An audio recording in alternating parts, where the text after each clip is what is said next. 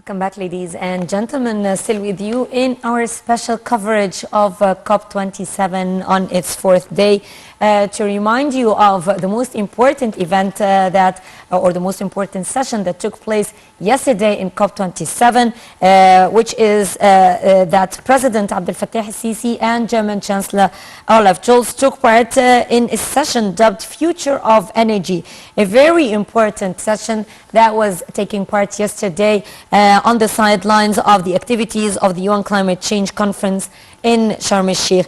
Addressing the participants, President al-Sisi said that session tackled an important issue, which is, of course, green hydrogen, and he also reviewed Egypt's projects in the field of green hydrogen. And he said that green hydrogen is the most significant element in the path towards green economy.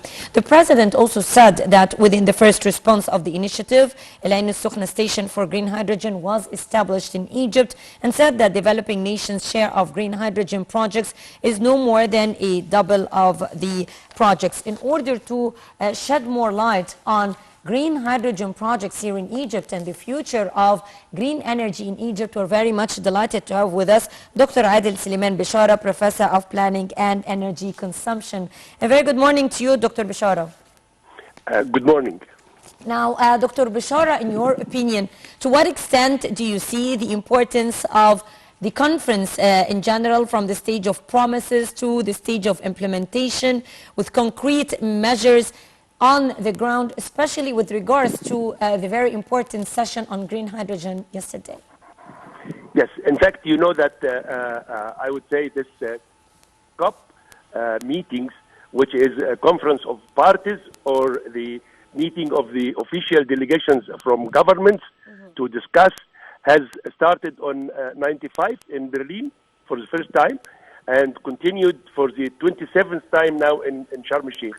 And this, in fact, this conference has passes by different stages from uncertainty and we are not sure if there is really a problem with the climate change or not, and then the certainty of there is a damage, and then the studies and transparency and declaration of countries of their emissions, and then commitments to remedy the damage through meditation and adaptation.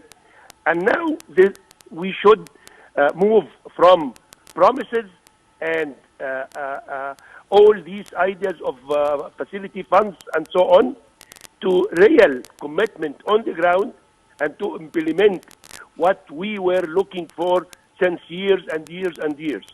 Yes. And I think this is now in Sharm el-Sheikh that the reality is very clear that there is a damage and there is a catastrophe for the world if really we don't move very soon to implement.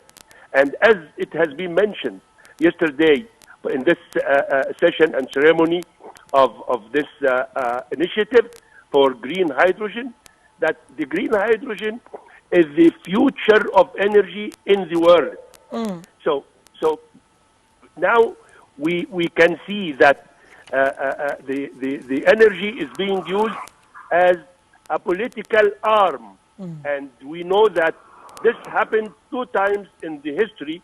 The first time was in '73, with all the exporting companies from the Arab region had stopped the exports of oil to the developed world, and then that was a real pressure on them, and then the developed world started to move to alternative energies and renewable energy and also energy conservation. Now, Russia is using also the energy tool against all the European world and against all the world. And now we see that we should find different alternatives. The advantage of the green hydrogen is, first of all, this is produced from green electricity. Yes. So it helps the reduction of the emissions, so we lower the effects of the climate change. Second, it is distributed all over the world because God has given the sun all over the world. Okay? Yes. So we have the sun, we have the wind, We have all the resources, even the water resources, Yes. the hydro resources. All these resources can be used to produce green electricity. And in fact, and fortunately, that from the water itself, we can use this clean, green electricity to generate hydrogen and oxygen, which is the two main elements of water. And once we produce oxygen, it is used in different industries and in medicine and in other lot of uses. And for the hydrogen, this is the point now that we produce green hydrogen. It is named green because it is produced from a green electricity. I don't use electricity produced from oil or natural gas or even coal in other countries and produce by it the hydrogen. This is the blue hydrogen and other colors. But the green one, the clean one, is produced from energy or electricity from clean energy or renewable energy or green energy. And this hydrogen will be compressed like what we make now with the liquefaction of the natural gas. We will liquefy the hydrogen and put it in stores, and this store can be a daily store, a weekly store, a monthly store, a 1 year store, or even a strategic energy store. And that's why it will be the future that all forms of energy will come up from hydrogen. Okay, what can we do from hydrogen? We can generate electricity again. We can make it with different uses in petrochemical industries like fertilizers and so on, like the methane and so on. I mean, this is what we say now. The future of energy is will be solved and will be, I would say, spread all over the world through the green hydrogen.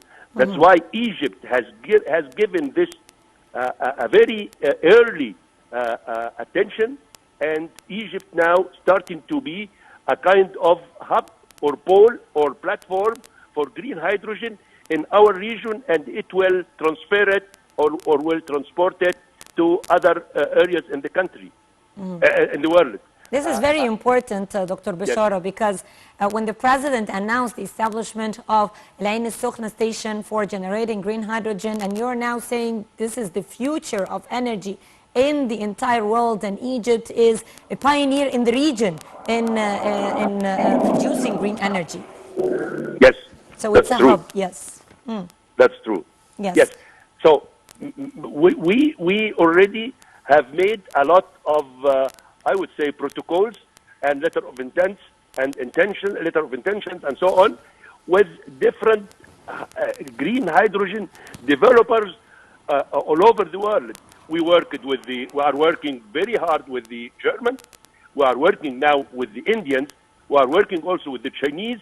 We are working even with the Russians for green. I mean, Egypt is open market for whoever can help us and transfer the knowledge and the know-how and the technology to produce the equipment used for the producing the green hydrogen, and also the applications which is using the green hydrogen to transfer it to any other form of energy like electricity or other forms. Definitely.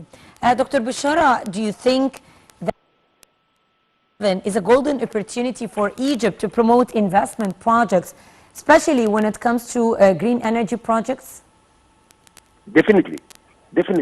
You know that Egypt is endowed with a very high solar insolation rate. Egypt is situated in what's so-called the solar belt, the sun belt. This is the most important area all over the world that having a high solar radiation. And also, Egypt has a vast deserts. And also, we have different degrees of wind availability. The highest one is in the Red Sea area, Ras Gharib and the Gulf of Zayt and so Gulf of Oil and so on. But I mean, the Menia plateau, the other places, has also a little less rates of wind speeds, but it can generate economically electricity. So we can use this electricity for producing green hydrogen. There is also another. I'm sorry because I'm on the way, so there are some cars just passing by. Anyway, in the